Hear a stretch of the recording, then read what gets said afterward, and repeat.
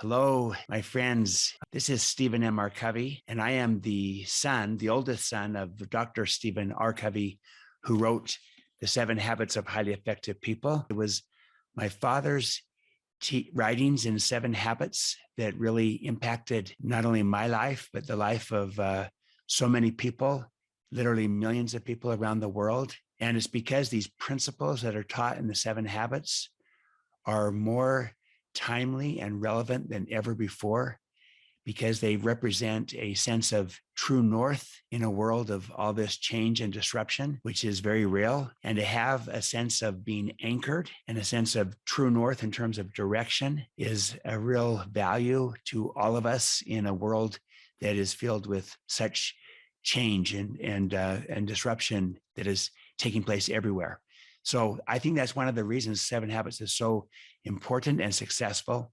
I think another reason is that it focuses on principles, and principles apply everywhere, in all countries and cultures, at all times, in personal life, in professional life. You can apply principles in these different contexts, and you will have different applications and different practices that are tied to the principles that might be different in different contexts and cultures, but the principles themselves apply everywhere. And because the 7 Habits focused on foundational principles for life and for life effectiveness, I think that makes it relevant. One such example is in the 7 Habits, when my father tells a story of green and clean, teaching his son how to take care of the lawn, the yard. Well, I am that green and clean son. And that was, it was 53 years ago.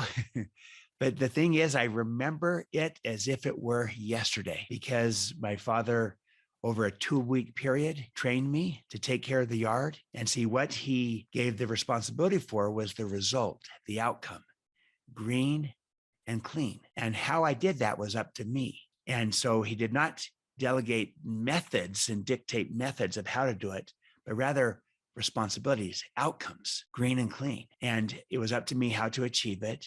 And then he built in accountability around it by saying, let's walk the yard once a week, and you can tell me how you're doing against the standard of green and clean. And as a young 7-year-old boy, that was a difficult thing at first.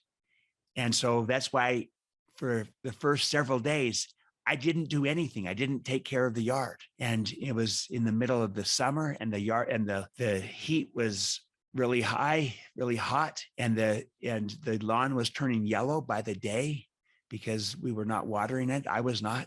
And, but my father stayed with the agreement that he had set up. And he said, let's walk the yard and you tell me how you're doing. And when we did that, I realized the lawn is not green and it is not clean. And it was at that moment that I became clear that I was responsible.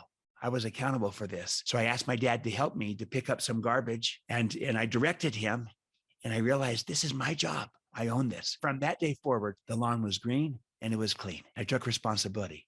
Now, my father in the 7 Habits of Highly Effective People uses this to teach stewardship, delegation, and win-win performance agreements. And it is those things. And also for me, as just a 7-year-old boy, I felt trusted.